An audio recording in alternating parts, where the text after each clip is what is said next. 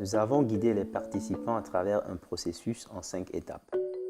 Nous avons commencé par un exercice de cartographie participative pour identifier les luttes en cours pour les droits collectifs sur la terre, les semences et les autres ressources naturelles.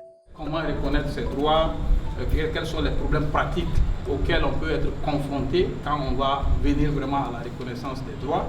On a parlé de la délimitation pour le foncier d'identification, et même pour les semences par exemple, on a parlé de quand un chercheur ou une société s'approprie ou améliore une variété, comment on va identifier la communauté titulaire du droit.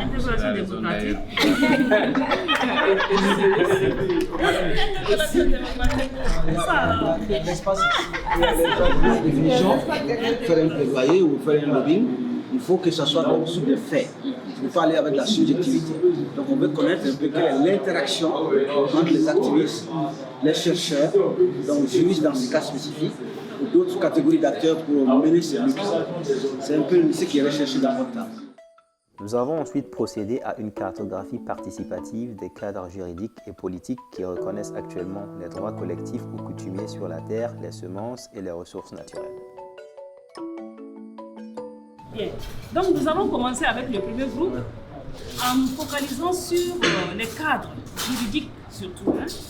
Donc dans le cadre des luttes pour les droits aux ressources naturelles. On a cité un certain nombre de cadres, les politiques. Nous, chez nous, là, on met toujours les charrues avant les bœufs.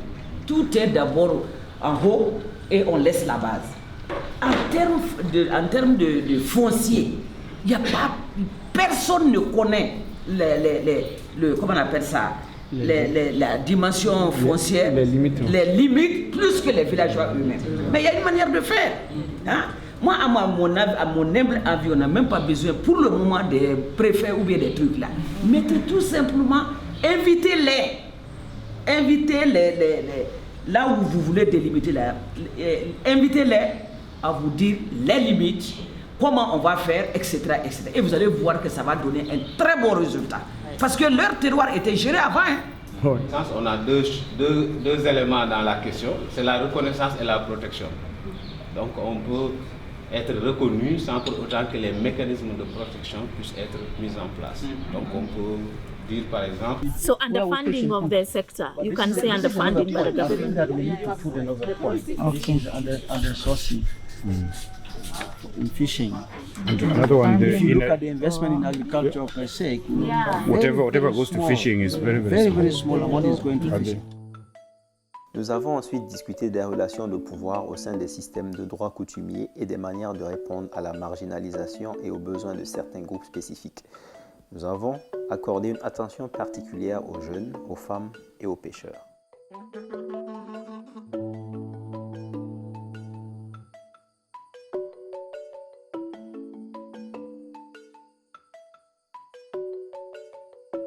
Elle fait de l'arachide sur son terrain. Donc elle a acheté les terres et elle travaille.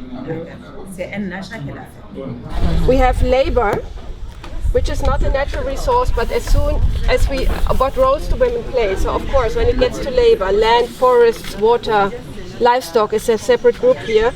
Women do a lot of the labor on farms, weeding, plowing, planting, and also milking. So a lot of the labor tasks are with women.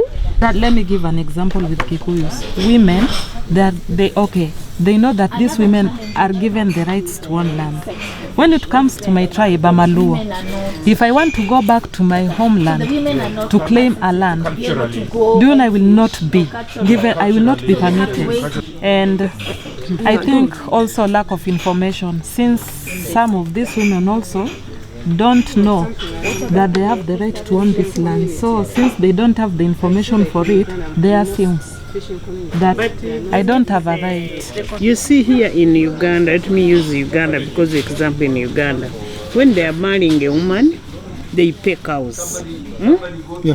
They pay a lot of cows. But when you went to the man, everything you do, it is for the what?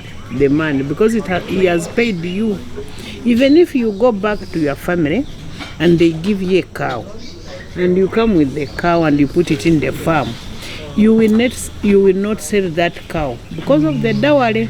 The man has paid the dowry for you, so you cannot own anything because of that. Here again, we are the fishers. We are the fishers. No fishers. We are the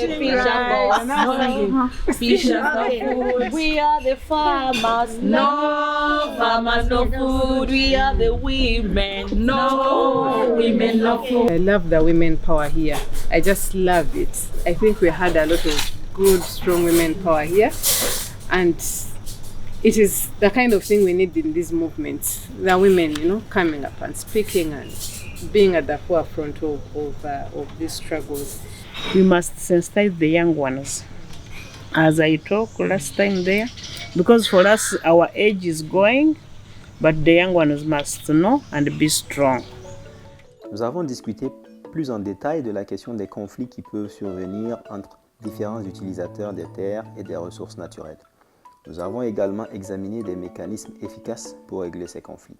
Il y a vraiment des champs où les agriculteurs cultivent jusqu'à arriver au couloir de passage.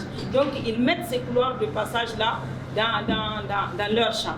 Alors que les couloirs de passage font à peu près quelque chose de 10 à 15 mètres pour permettre aux animaux de passer. Mais ils utilisent cette partie-là pour faire des cultures. Donc moi je pense qu'effectivement on doit avoir ces us et coutumes-là pour montrer même les relations qui existent entre les communautés et qui maintiennent l'amour, quoi.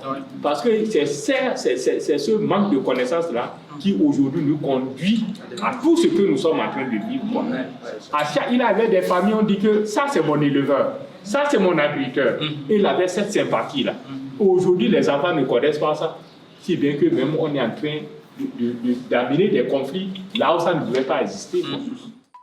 Nous avons terminé par identifier des pistes de collaboration et nous avons identifié collectivement les lacunes en termes de recherche-action qui pourraient soutenir les luttes du mouvement pour la souveraineté alimentaire. Sur l'accès des femmes, de ce que prévoient les textes pour l'accès des femmes et des jeunes aux fonciers et aux autres ressources.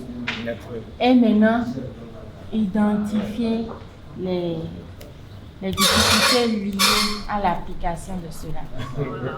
Moi, je le dis parce que, en fait, oui, je le vis et ça me tient particulièrement. Ça se dit, mais c'est pas précisé. Oui. One of the development challenges in Africa, particularly in this Eastern Africa, is that are we documenting the trends that are happening on the ground? That's a big issue. People are ahead of us because they are every day in these problems and they are responding to these problems.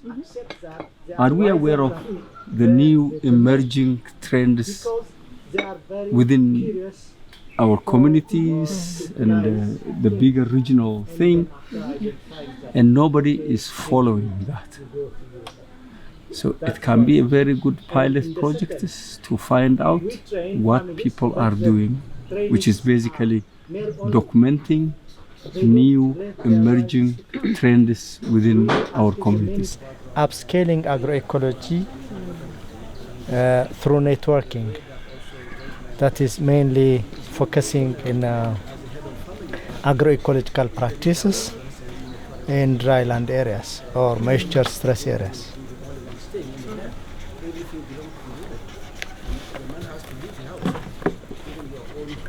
So there are a lot of initiatives. We don't have to invent them. We just have to join and link and converge and to strengthen these initiatives.